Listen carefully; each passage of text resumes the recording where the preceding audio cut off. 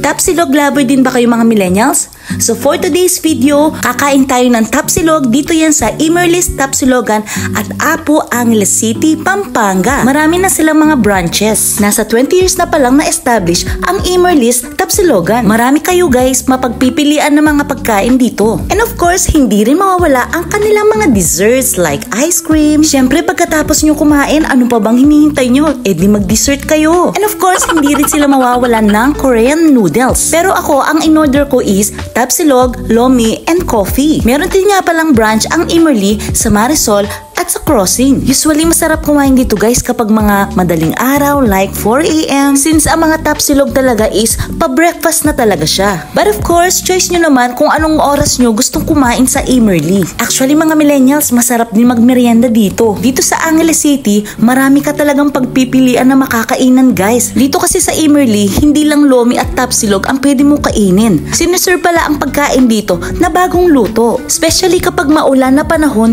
masarap kumain dito ng mga soup, anything na noodles. Ang maganda dito, very affordable ang kanilang mga prices. Normally, binabalik-balikan talaga ang pagkain guys kapag affordable and of course, syempre, masarap. Although mabigat sa tiyan ang lomi, pero sobrang mabubusog ka naman dito and marami siyang sahog. Kumbaga, heavy meal talaga dito. Comment down below or feel free na mag-suggest pa na gusto nyong puntahan kung somewhere dito sa Angeles City, Pampanga na pwede mga kainan. Meron din nga pala sila mga bilao just in case meron kayo occasion sa inyong bahay. Follow nyo na rin ang kanilang Facebook page. Suggest ko lang guys, kung kakain rin lang naman kayo dito, make sure na gutom kayo para mas ma-enjoy nyo dahil mabibigat talaga ang kanilang meal. Gaya nitong kinakain kong lomi, actually nabubusog na ako guys. Naku, mag-fasting na lang kayo guys kapag nakarami na kayong kinain dito. Ang masasabi ko naman sa kanilang tapsilog is masarsa and malambot siya.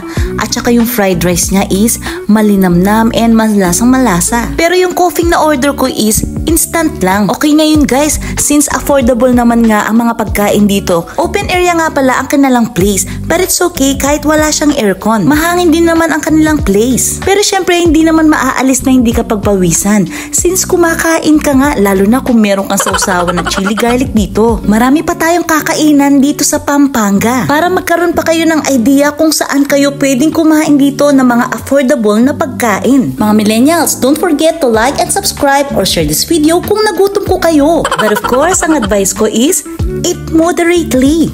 Kahit nagfo-food vlog tayo, dapat meron pa rin tayong limitations. Of course, health is our wealth. Thank you for watching mga millennials. Always remember, life is beautiful. Bye guys. Love, love, love.